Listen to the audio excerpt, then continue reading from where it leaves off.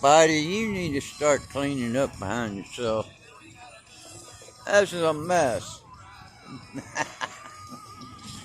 Suspended my account. Boy, I'll tell you. For what reason? Part of a network coordinated in Beijing. Meta tied the campaign to a group known as Spamouflage, also known as Dragon Bridge. It's been linked to Chinese law enforcement agencies. On top of covert networks backed by China, Meta also reported that two of the largest influence operations it had closed down were linked to Russia. Coming up, a warning echoes through the Pentagon's halls to Congress. The Defense Department is strapped for cash as hefty shipments of weapons to Ukraine have depleted the U.S. arsenal. What does this financial squeeze mean for Taiwan's security? And does Washington have a backup plan for a worst-case scenario? Plus, a focus on dialogue with China. U.S. senators are looking to meet with Chinese regime leader Xi Jinping next week. What should we make of this upcoming trip? We sat down with General Robert Spalding, retired U.S. Air Force Brigadier General and author of War Without Rules, for details. More on that after the break here on China. Suspended my account. Boy, I'll tell you. For what reason? I went down two paths in my mind. One was to keep my friend Kevin McCarthy as the speaker, and I value my friendships up here very well. I don't have many, probably don't have any now, but and the other was I going to vote my conscience of what I thought was right, and I prayed about it, and we are $33 trillion in debt. We take in about $5 trillion every year, and we're going to spend, by conservative estimates and proposals, around $7 trillion. We took off the entire month of August, which we normally do, and then 2 weeks into September. September 30th was the end of our fiscal year. And they took it upon themselves to go on trips and do all their things and vacation, what have you. I work harder when I'm at home. You don't really work up here. This is all a smoke show up here, a charade, I guess, if you will. And, and I just got tired of it. I'm tired of these continuation budgets, continuation resolutions. We pass them for 30 days, and then and they told me, they said, Tim, we need to pass this one so we won't have to pass another one. We hadn't passed a budget in 30 years. Jody Arrington from the Budget Committee, I left the Budget Committee, asked to be taken off of it because we don't do a budget. He's chairman, God bless him, from Texas. He put a proposal together, brought it to the conference, and the leadership gave him the golf clap, patted him on his head and sent him on his way. And that was about it. So we're going to go down the same road of continuation to pass another one so we don't have to pass another. I mean, that's like telling a crackhead, hey, I'm going to give you crack to get you off of crack. It just doesn't work. We are addicted now to our great-grandchildren's money, and yet we still go down this road every time. And then this time they did a 45-day continued resolution. And guess what? It pushed right up to the Thanksgiving Day break. So we'll get there, and they'll say, hey, man, we got to go home. We got holiday. Turkey's coming out of the oven. And so we'll pass what's called an omnibus bill. Now, an omnibus bill is a monstrosity. Say it's 2,000 pages, and you read down until you come to the 15th page or whatever. Oh, there's what I need, and there's the stuff that this lobbyist that greases me wants. And then you pull the Nancy Pelosi, you got to pass it so you know what's in it. You stop reading, you vote for it, and that's why we're $33 trillion in debt. And our leadership continues down that same path every dadgum time. And we say, when we were at these, when we were setting our debt limit bill, which I did not support, we said, let's put a mark in the sand, man. We're going to put a mark in the sand, Burchett, for the Senate. Well, during the budget, or during the continued resolution negotiations or what have you, they didn't want to put a stake in the sand. They told the Senate exactly what we wanted, or they were going to cut 1% of new growth or some bogus number, and they trot out this stuff. we're going to save billions. Well, we ran up a trillion in 3 months this year in debt. That is the seriousness of this. People are paying $100,000 for a pickup truck that I wouldn't step out of the electric chair to ride in, because the American dollar is so devalued and deflated and inflated right now because of this ridiculous spending. So enough is enough. We sent a message, and the Democrats joined with us. We didn't join with them, and now we've got a new speaker, and we'll have a new speaker. They'll do the student council election speeches on Tuesday, and then on the floor we'll have one ballot. We'll have one vote, and we'll elect a speaker. I uninstalled Instagram. It's incredible. I honestly have never been more Screw excited 'em. about an award. Are so-called subject matter experts, which include researchers, think tanks, and experts in marketing and advertising. It works with so-called trusted voices, it says, which it describes as local government officials, associations, and so-called community leaders. And if you're wondering how big the censorship program is, well, you'll find the answer to that right at the top. It states that the MDM team's plan on this involves a, quote, whole of society approach. And a lot of this has to do with controlling information about elections. In fact, here's one of their official documents on this for what it refers to as mis, dis, and malinformation planning and incident response guide for election officials. It notes the document is intended to be used by state, local, tribal, and territorial election officials and industry partners as part of a larger mis, dis, and malinformation MDM response strategy.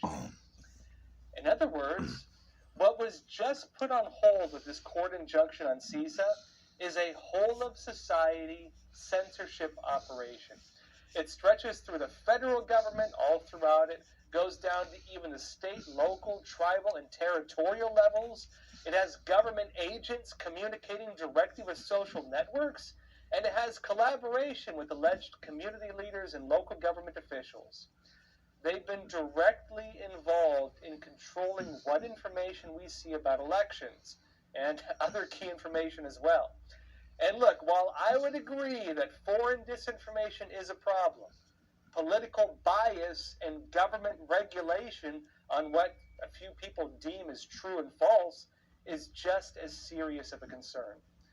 Now, we'll likely be seeing a lot more on this as we get closer to the 2024 elections. And of course, we'll be covering it all here. Vehicle this afternoon. Police say it happened in the Heritage Park neighborhood near the corner of Creel Street. Right now, police aren't saying much about this as they conduct their investigation. Stay with us for updates on this developing story. In the meantime, a man is recovering after being shot in southwest Atlanta, and now police are searching for that shooter tonight. It happened just before 5 p.m. in the 1900 block of Allison Court Southwest.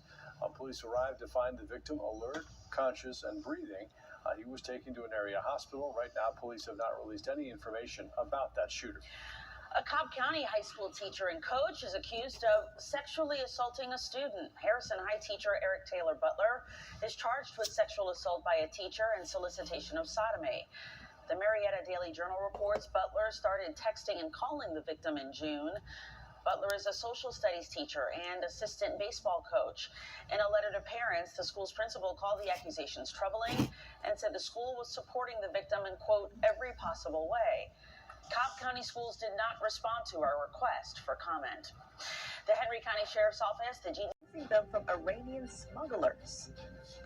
And a Russian journalist is sentenced to prison for an unusual protest. Find out what she did when we return.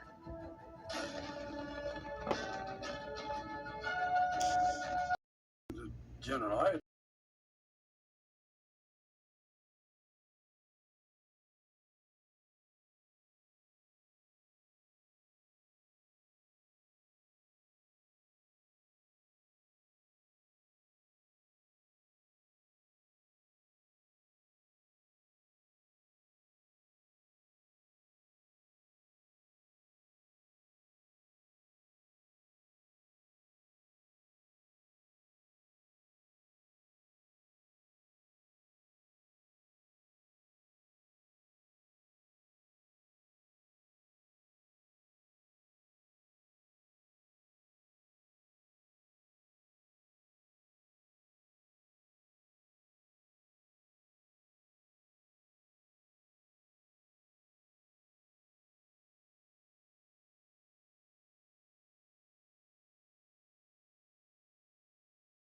in China right now.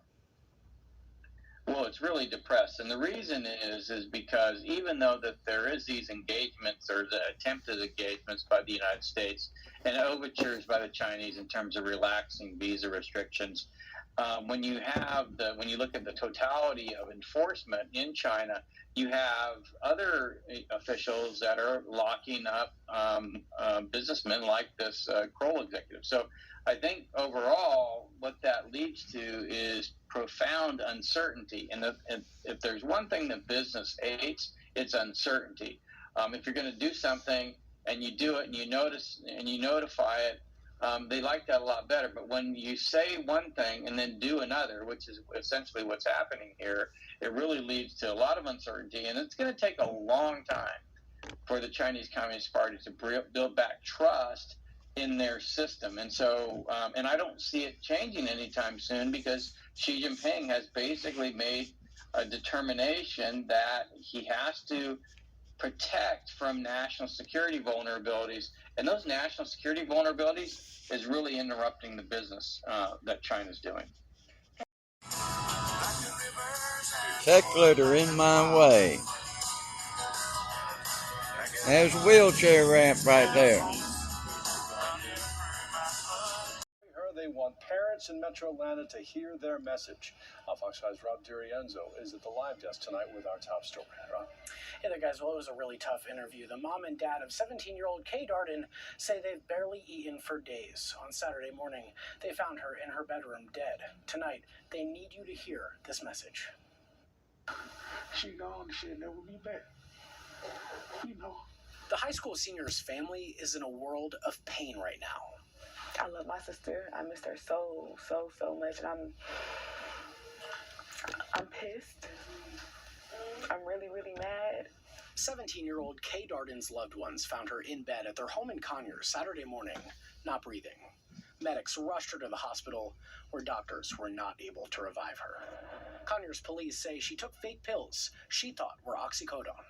My daughter has been robbed of her life. She wanted to be a fashion designer. She wanted to go to college. She was saving for a car. She had goals. Police say they tracked the fake oxys to 24-year-old Diamond Bundy and 25-year-old DeVale McCoy, both from Conyers.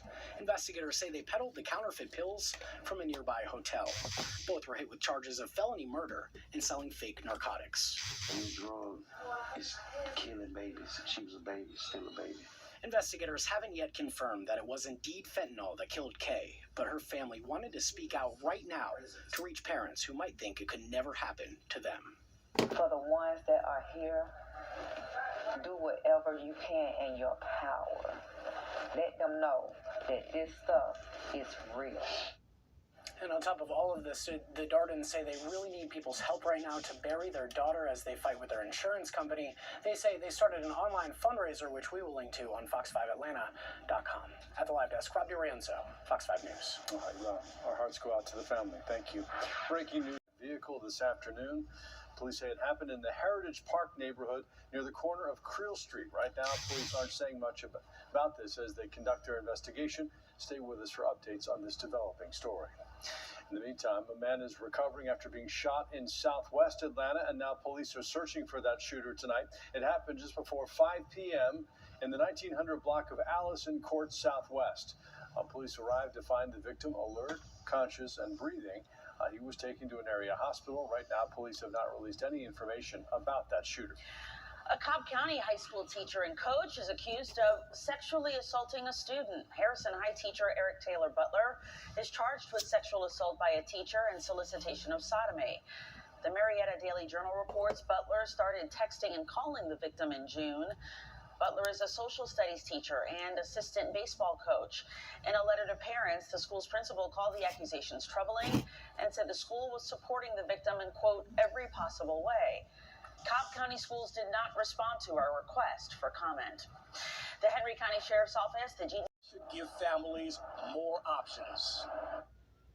I got the latest COVID vaccine. vaccine today. Susan Gully wants to make sure she's protected against COVID-19. This is like my 4th shot. The FDA on Tuesday approved a new shot from Novavax for people ages 12 and up. But I'm willing to try it if my doctor recommends it. The new vaccine is protein-based. It's mixed with an immune-boosting chemical that's different from Pfizer or Moderna's mRNA shots already on the market. This is not messenger RNA, it's a protein subunit. Dr. Jane Morgan is the Executive Director of Health and Community Education at Piedmont Healthcare. She also heads Piedmont's COVID Task Force. Instead of stimulating the body to make this spike protein, if you will, it is actually injected whole and ready to go as a protein subunit. They are equally effective. Protection against COVID wanes over time, and health officials have already seen increases in late summer infections. And now you have a choice between whether you'd like to be vaccinated with one type of vaccine versus the other. Dr. Morgan says the Novavax shot gives you more weapons in the fight against COVID. Novavax, Moderna, and Pfizer, and I think the public should also have confidence in moving forward with all 3 of these vaccines. If there are some fence riders, then hopefully this brings you down from the fence. Again, that Novavax shot is approved for ages 12 and up. The Pfizer and Moderna shots approved for ages 6 months and up. Novavax says their new vaccination should come out in the coming days.